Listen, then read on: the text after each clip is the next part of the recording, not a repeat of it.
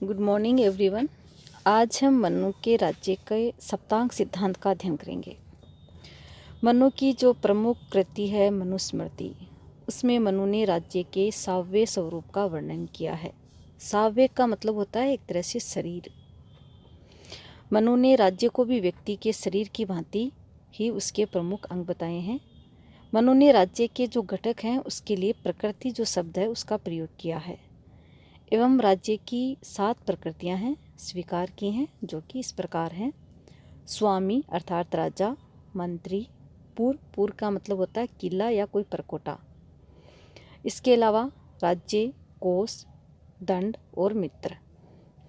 हम क्रम से एक एक का अध्ययन करेंगे। सबसे पहले हम लेते हैं स्वामी को।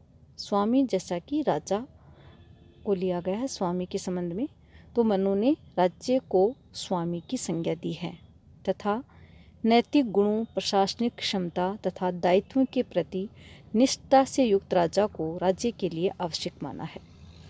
मनु ये कहते हैं कि राज्य का जो भी स्वामी या मालिक होगा, जिसको हम राजा की संज्ञा देते हैं, वह नैतिक गुणों से युक्त होना चाहिए, उसमें प्रशासनिक क्षमता होनी चाहिए और उसके जो दायित्व हैं उन दायित्वों को राजा है पूरी निष्ठा के साथ निभाए। ऐसा व्यक्ति है वह किसी भी राज्य का स्वामी होना चाहिए। अगला हम लेते हैं मंत्री को। मनु का ये कहना है कि राज्य का कार्य कुशल मंत्रियों के बिना नहीं चलाया जा सकता। मंत्री को राज्य की प्रकृतियों में स्थान देकर मनु ने एक तरह से ये स्पष्ट कर दिया है कि शासन की शक्ति राजा की निजी शक्ति नहीं होती है, बल्कि ऐसी संस्थागत शक्ति है जिसका प्रयोग राजा सुयोग्य मंत्रियों के माध्यम से ही कर सकता है। मनु ने मंत्रियों के लिए आवश्यक गुणों और योग्यताओं का भी विस्तार से वर्णन किया है। तो मनु ये कहते हैं कि कोई भी राज्य होता है, उसका स्वामी अर्थात राजा है, वह भी नैतिक गुणों से युक्त होना चाहिए और राजा स्वयं ही मालिक नहीं होना चाहिए, बल्कि राजा की सहायता के लिए अन्य मंत्री भी होते हैं।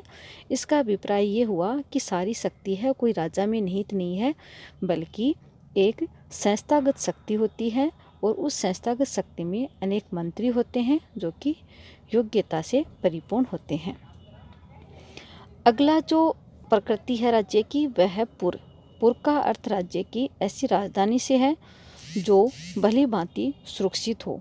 मनु ने पुर में सुरक्षित दुर्ग की आवश्यकता व्यक्त की है। मनु ने दुर्ग की कई श्रेणियां भी बताई हैं, जिनमें उन्होंने जल दुर्ग है, मनुष्य दुर्ग है, वृक्ष दुर्ग है, गिरि दुर्ग है, इनका उल्लेख भी किया है।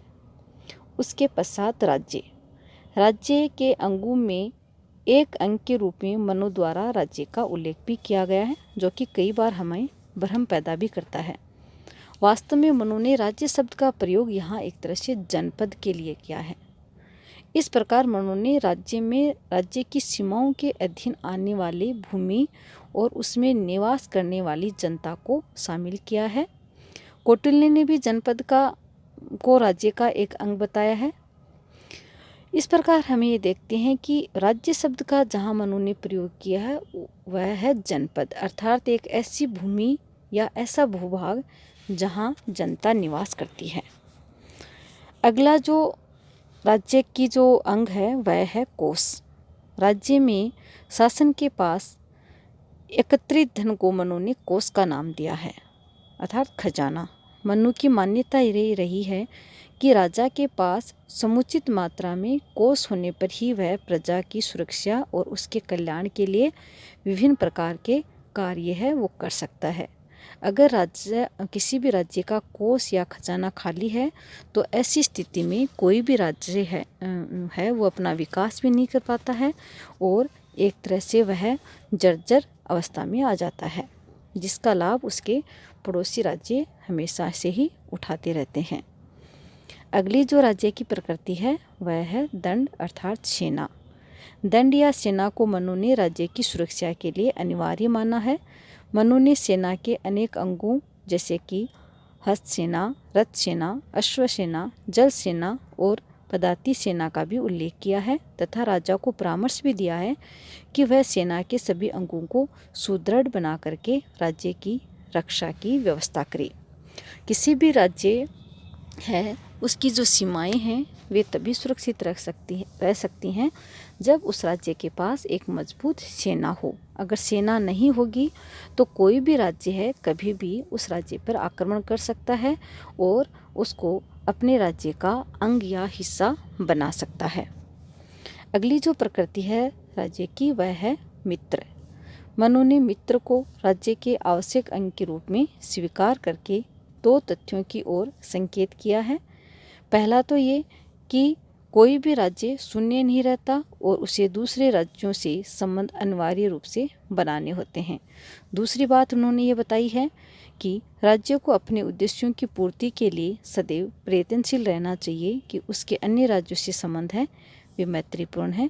इस प्रकार मनु ने मित्र को राज्य की जो 7 प्रवृत्तियां हैं उनमें स्थान दे करके एक तरह से शांति और व्यवस्था बनाए रखने का संकेत भी दिया है। तो हम ये देखते हैं कि मनु के राज्य का जो सप्तांग सिद्धांत है उसमें मनु ने राज्य की प्रमुख रूप से 7 प्रकृतियां या 7 अंग बताए हैं, जिनमें स्वामी, मंत्री, पुर, राज्य अर्थात जनपद, कोष, दंड अर्थात सेना और मित्र इनका उल्लेख किया है।